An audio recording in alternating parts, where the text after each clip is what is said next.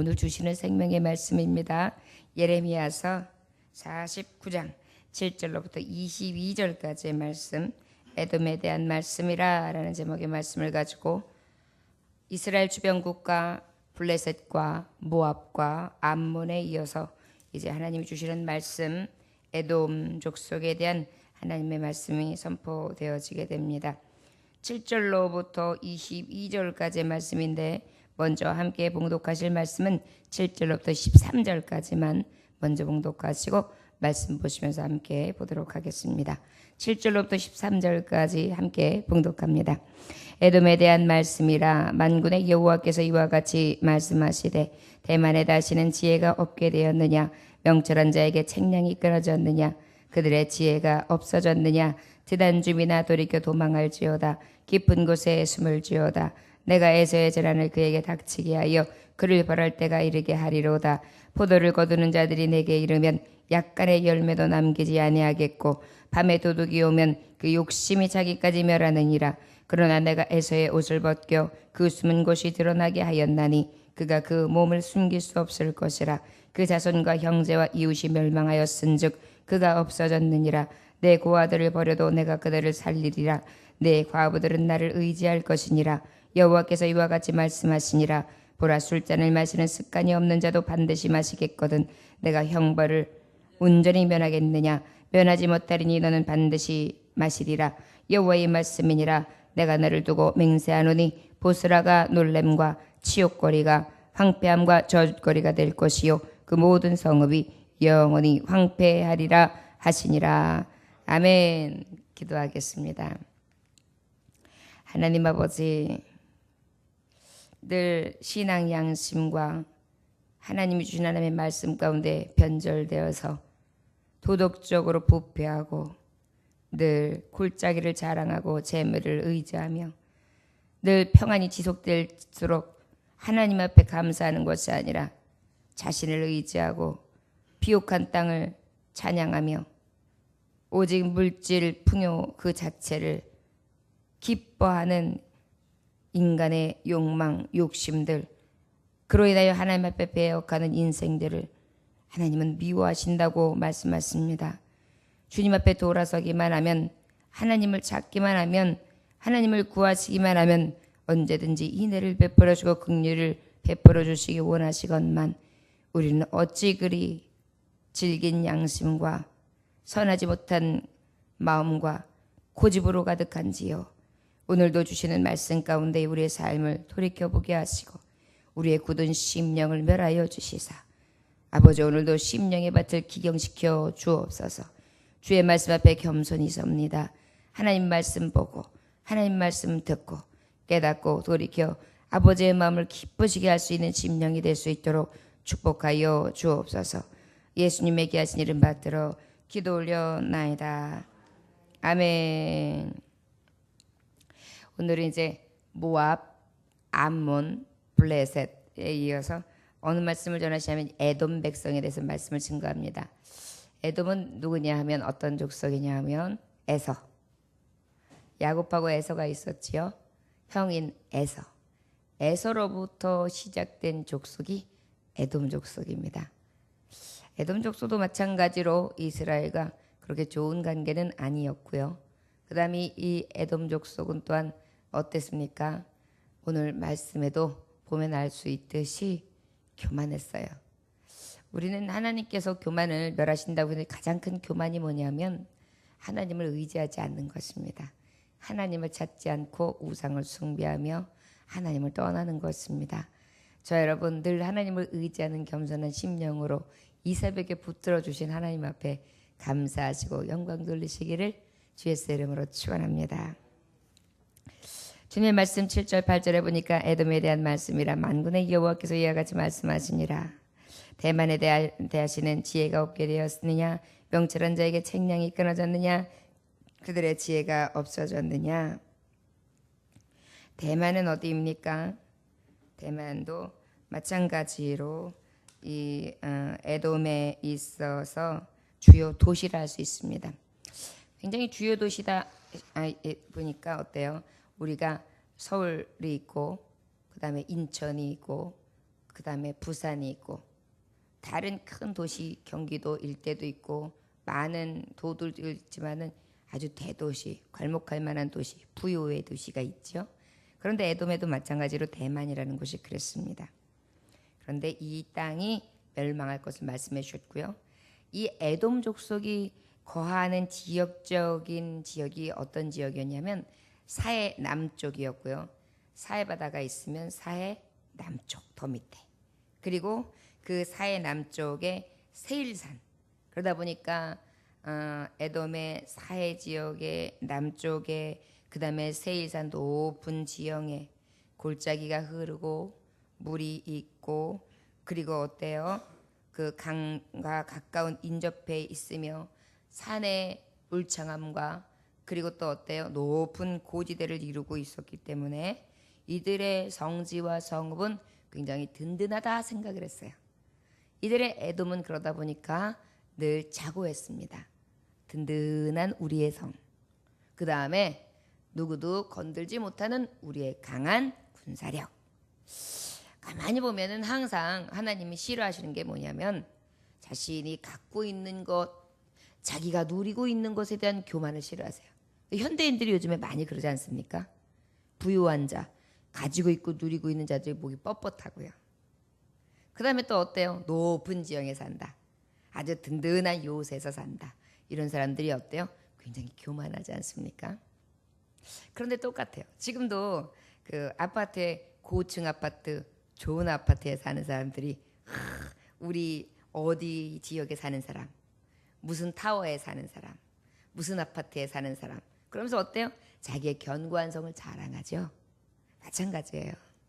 지금 이 에돔을 향하신 하나님의 들려지는 소리도 똑같아요. 그러니까 우리의 심령을 그대로 보고 계시는 거예요, 하나님이. 이 뭐 지형적인 면이나 이 시대의 상황, 그 다음에 이때의 나라들에 대한 작은 교훈이 아니라 큰 교훈이에요. 하나님의 말씀은 과거, 그리고 어때 현재, 미래까지의 말씀을 섭렵하신 너무나 깊고 넓고 크며 아버지의 말씀을 측량할 수 없는 깊이가 있거든요. 그러니까 이 말씀이 우리에게 들려질 때 지금 현재 내게 들려지는 말씀으로 보시면 많아요. 수많은 사람들이 있다 할지라도 하나님은 개개인을 다 보고 계시거든요. 그렇다면 이 말씀이 들려질 때에 어떤 민족에게, 옛 민족에게, 이제는 뭐 모양도 없는 그러한 족속에게 들려지는 말씀이 아니라 지금 우리가 현재 살고 있는 우리들에게 들려지신, 또 미래에 우리에게 차세대에게 들려지는 현재 주신 우리의 말씀이라고 할 수 있습니다. 말씀을 들을 때는 항상 어떻게 들어야 되느냐면 하나님께서 오늘 내게 들려주신 말씀, 이렇게 들으면 가장 복되게 들려지실 줄 믿습니다. 드단돔이나 돌이켜 도망할지어다, 깊은 곳에 숨을지어다, 내가 에서의 재난을 그에게 닥치게 하여 그를 벌할 때가 이르게 하리라. 드단은요 이제 에돔에 있는 가까운 이웃 나라를 얘기해요. 그러다 보니까 에돔의 멸망은 에돔에 국한되는 것이 아니라 에돔의 주변국까지 해당하게 되는 것이죠. 그렇기 때문에 여러분, 우리가 우리나라가 멸망하면 다른 나라들도 분명히 피해보는 국가가 있어요. 우리도 왜 미국이 주춤하거나 달러가 훅 움직이거나 일본이 훅 움직이거나 우리하고 무역을 가까이 하는 나라들이 움직이면 어때요? 어휴, 걱정이다. 우리나라한테도 수출에 문제가 생긴다, 수입에 문제가 생긴다, 그러면서 여러 가지 가치 고통을 누릴 때가 있어요. 그래서 때로는 남의 나라, 이웃의 나라가 멸망하는 것이 사실 좋은 것만은 아니에요. 왜요? 그것을 통해서 결국은 같이 더불어 살기 때문에 어려움이 오죠. 그런데 이 에돔의 어려움을 통하여 드단이라고 하는 그 나라 주민들까지도 같이 멸망하는 일을 선고해 주시고 계십니다. 결과적으로 바로 뭐냐면 그들이 다 같이 교만했다는 것입니다. 높은 지형과 자기가 가지고 있는 그러한 시대에 살고 있는 부여와 풍요와 그 다음에 어때요? 든든한 성벽과 자기가 누리고 있는 것을 너무나 만족스럽게 생각하고 자랑스럽게 여겼던 것이죠. 9절부터 하나님의 말씀, 또 11절까지의 말씀에 보면 포도를 거두는 자들이 내게 이르면 약간의 열매도 남기지 아니하겠고 밤에 도둑이 오면 그 욕심이 자기까지 멸하느니라. 이제는 어때요? 포도 거두는 자들이 약간의 열매도 남아두겠지만은 도둑이 오면 그 욕심이 자기까지 멸하느니라. 이렇게 뭐예요? 남겨진 것까지 싹 몽졸이 다 도둑 맞는다. 그 정도로 남김없이 가차없이 싹 멸망하고 날 것이다. 그러나 내가 에서의 옷을 벗겨 그 숨은 곳이 드러나게 하였나니 그가 그 몸을 숨길 수 없을 것이라. 그 잔손과 형제와 이웃이 멸망하였은즉 그가 없어졌느니라. 에서의 옷을 벗겨 그 숨은 곳이 드러나게 했다. 그가 그 몸은 숨길 수 없을 것이라. 그 자손과 형제 이웃이 멸망하였으니 그가 없어졌다. 이게 뭐예요? 사실은 이스라엘 민족이 넘어진 것은 형제 국가가 넘어진 거잖아요. 그의 형제가 넘어졌은즉 너도 넘어진다. 에돔 족속이 그랬을지도 몰라요. 야, 야곱의 족속, 우리 형제 나라. 그러나 저 나라 망해서 아주 좋다. 야곱이라는 우리 에서 우리 조상의 동생이었는데 저가 하나님이 주실 축복권을 거짓말을 해서 샀지. 결국은 꼴이 저렇게 되는 거야. 이런 마음으로 고소하고 참소했겠죠. 그런데 어때요? 너의 형제가 넘어지는데 너도 같이 넘어진다. 너도 그들의 넘어짐을 즐거워할 때가 아니다. 이렇게 말씀하시는 거예요. 저 여러분, 우리도 마찬가지예요. 어떤 형제, 어떤 이웃이 넘어진다고 해서 우리에게 즐거움이 되지 못해요. 그 멸망을 보고 그 어려움을 보면서 우리는 우리를 바라봐야 돼요. 항상 긍휼한 마음으로 보고 그래야죠. 우리 마음속에 고소하고 조소하는 그런 마음이 찾아올 때 하나님 앞에 회개해야 될 줄 믿습니다. 그 일이 내게 올지 언제 알고, 그 손이 나에게 왔을 때 얼마나 두렵고 무서운 것인지 늘 끔찍함을 바라봐야죠. 어제 잠깐 이렇게 TV를 스쳐 지나가는데 보니까 지금 가뭄으로 인해 가지고 아프리카는 너무나 극심한 피해를 얻고 있는데 보니까 그 나귀들까지도 빼빼 말라가지고 물이 없어가지고 그냥 죽어서 이렇게 마른 시체로다가 누워 있더라고요. 아이들도요, 눈이 쏙 들어가서, 왜 어른들 많이 앓고 나면은 눈 쏙 들어가고 그냥 피골이 상접해지는 것 같이 애기들이요, 못 먹고 못 입어서. 그러면서 그들이 한 달을 먹을 수 있는 식량이 공급되기에는 3만 원이다. 월 3만 원을 우리가 기아를 위해서, 난민을 위해서 그렇게 공급해 주자라는 캠페인을 하더라고요. 지금 이게 현실이에요, 여러분. 우리나라가 잠깐 가뭄이었는데 우리가 하나님 앞에 간절히 기도했는데 지금 이렇게 비 피해가 있다고 해도 이 피해는 지금 우리가 감사할 만한 거예요. 왜냐하면 물을 하나님이 한없이 지금 내려가게 해주시잖아요. 그리고 강물이 썩어져 가고 있는데 그 강물을 하나님이 다시 입김을 불어넣어 주시고, 바다에 또 해일을 통해서 바다를 다시 살리셔서 또 우리의 먹거리를 풍요하게 하시고 우리의 마실 거리를 지금 공급해 주시는 거예요. 이것이 다 은혜예요. 근데 지금 이웃 나라들은 그렇게 죽어가고 있어요. 우리가 그것을 보면서 즐거워하고 그것을 보면서 조소할 게 아니라 정말 우리가 언제 그런 일을 당하지 않았어요. 여러분, 말씀에 보면 마지막 때는 기근과 가뭄이 오거든요. 우리도 지금 그것을 눈으로 목도하고 있어요. 지금 가뭄의 피해는 우리나라도 지금 하나하나 더 가까이 오고 있고 지금 기후의 변화를 통해서 나타나고 있지 않습니까? 언제 어떻게 될지 몰라요. 해가 뜨거워지면 어때요? 지열, 우리가 밟고 있는 이 땅의 열기는 40도에서 45도. 그래가지고 이 아스팔트가 끈끈해질 정도로 그렇게 녹아내리고 있어요. 세계 도처에서도 지금 그런 똑같은 현상이 일어나는데 55도, 60도의 지열이 지금 발생하고 있고요. 엄청나게 지금 많은 기후의 변화들과 이제 불볕이 그냥 불지옥이 될 수가 있는, 거기다가 또 더우다 보니까 어때요? 에어컨을 계속 뗀단 말이에요. 그 일로 인하여 또 사람이 갖다 주는 재난이 또 더해지는 거예요. 가스, 이것으로 인하여 온도는 더 가열되고요. 그것이 결국은 사람에게 다시 돌아오는데 큰 재난으로 오는 것입니다. 지금 이때 우리가 살고 있는 거예요. 우리 예수님이 오시기 전에 준비된 영혼으로서 늘 이 시대에 돌아가는 실정과 하나님의 말씀을 돌아서 다시 날마다 보면서 늘 깨어서 주님을 기다리는 신부가 되어야 될 줄 믿습니다.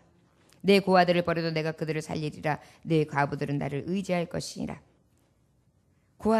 내 고아들을 버려도 내가 그들을 살리리라. 하나님은 버림받은 자들까지 살리고 과부들은 나를 의지하고, 나밖에는 의지할 자가 없을 것이다. 나밖에는 고아들을 구원해낼 자가 없을 것이다. 아무도 그들을 살필 자가 없을 것이다 라고 말씀하시는 거예요. 여호와께서 12절부터 13절 보니까 여호와께서 이와 같이 말씀하시니라. 보라, 술잔을 마시는 습관이 없는 자도 반드시 마시겠거든. 내가 형벌을 온전히 면하겠느냐? 면하지 못하리니 너는 반드시 마시리라. 여호와의 말씀이니라. 내가 나를 두고 맹세하노니 보스라가 놀램과 치욕거리가 황폐함과 저주거리가 될 것이요 그 모든 성읍이 영원히 황폐하리라 하시니라. 반드시 마신다. 이거 뭐예요? 최후의 만찬을 얘기하는 거예요. 고백. 마지막에 잔. 마지막 잔을 마시게 될 것이다.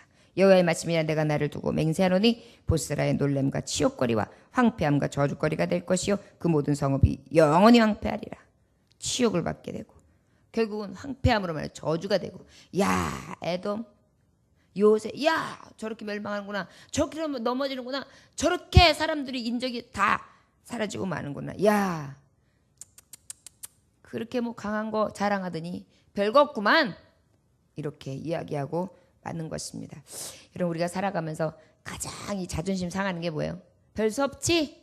겉봐, 이렇게 얘기하는 거예요. 그 말이요, 어쩔 때는 맞아, 별 수 없는 거야, 해보니까 알겠지 라는 말로 좋게 받아들일 수 있는데, 어때요? 그 일을 받아들이고 난 다음에 그 얘기를 할 때는 왠지 조소하는 느낌이 들거든요. 그럴 때는 오히려 그런 말보다는 힘들지, 내가 당해봐서 알아, 정말 만만치 않아, 그래도 어떻게 살다 보면 다 이겨져, 조금만 견뎌요, 이렇게 얘기하면 그나마 좀 속상해도 위로가 돼요. 근데 참 사람의 심리가 그럴 줄 알았어. 내가 그때부터 알아봤지. 만만치 않지? 나 앞으로 더 힘들걸? 이렇게 얘기해요. 참 강 건너 불구경하는 건 너무 쉽습니다. 여러분, 이렇게 된다는 거예요. 하나님 앞에 온전한 심령으로 하나님을 돌아보지, 하나님을 찾지 않으면 결과적으로 이렇게 된다는 것을 우리는 깨달아 알 수 있습니다. 또한 14절로부터 15절까지의 말씀 함께 보겠습니다. 시작.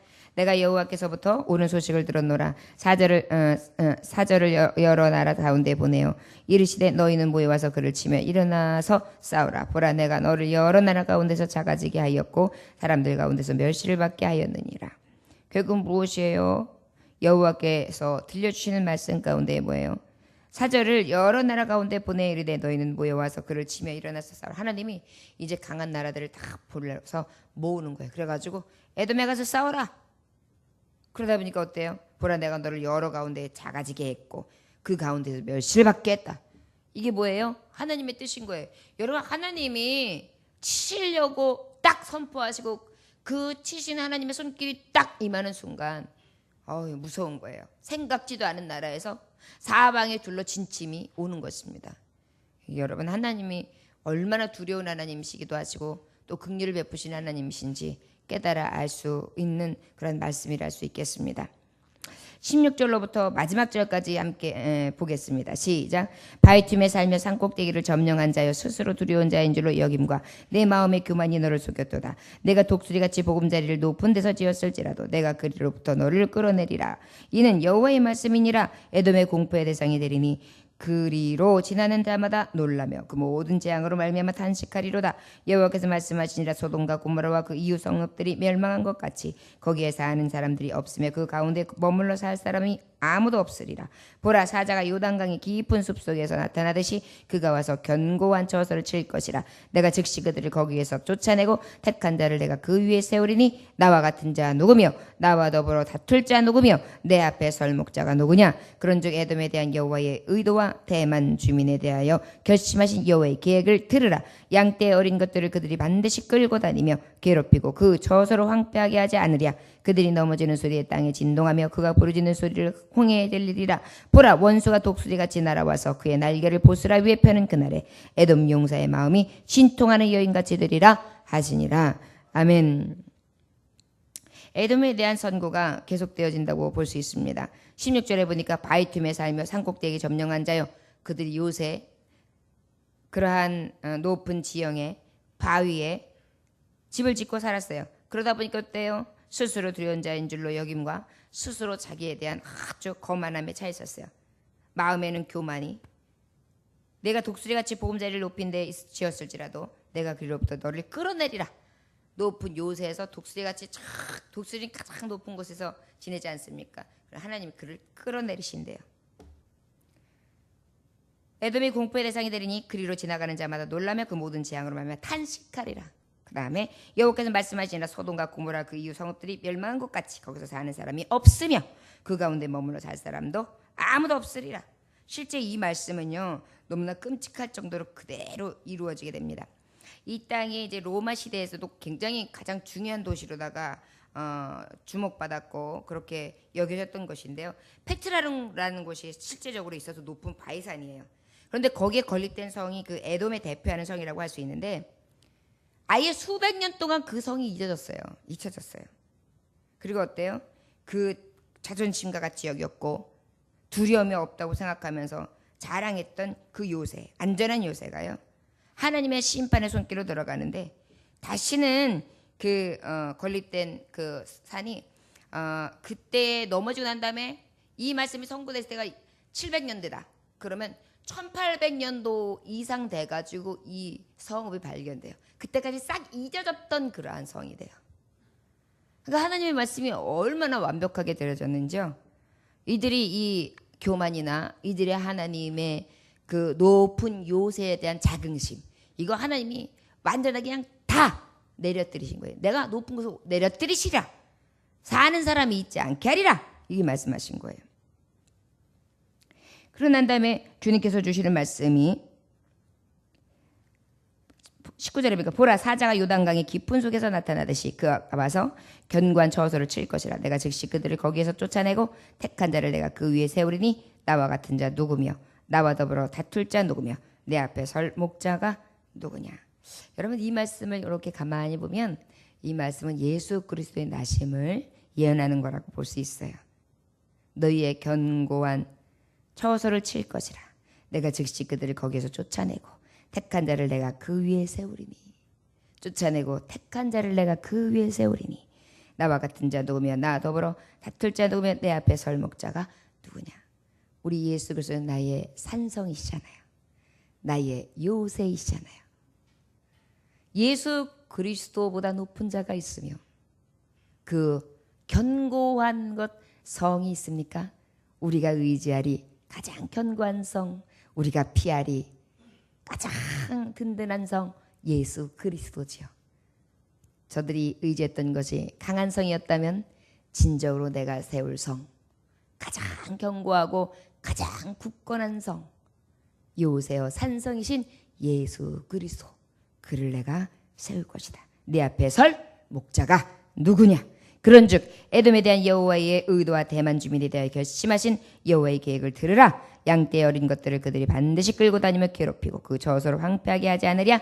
그들이 넘어지는 소리에 땅이 진동하며 그가 부르짖는 소리를 홍해에 들리라. 보라 원수가 독수리같이 날아와서 그의 날개를 보스라 위에 펴는 그날에 에돔 용사의 마음이 진통하는 여인같이 되리라 하시니라. 결국은 이제 산고를 앓는 여인의 그러한 고통의 소리가 난다고 할 수 있겠지요. 그러다 보니까 어때요? 완전한 멸망, 사자같이 삼키며 그 다음에 사자같이 부수며 너무나 두려운 재앙이 저들에게 임할 것이다. 그래 황폐를 말씀하시는데요. 지금까지 말씀했던 나라들, 족속들, 모압이나 암몬은요, 하나님이 그래도 다시 내가 너희를 긍휼을 베푸신다, 회복시키실 것을 말씀하셨어요. 그런데 에돔에 대해서만큼은 여기에 보면 회복의 약속이 없어요.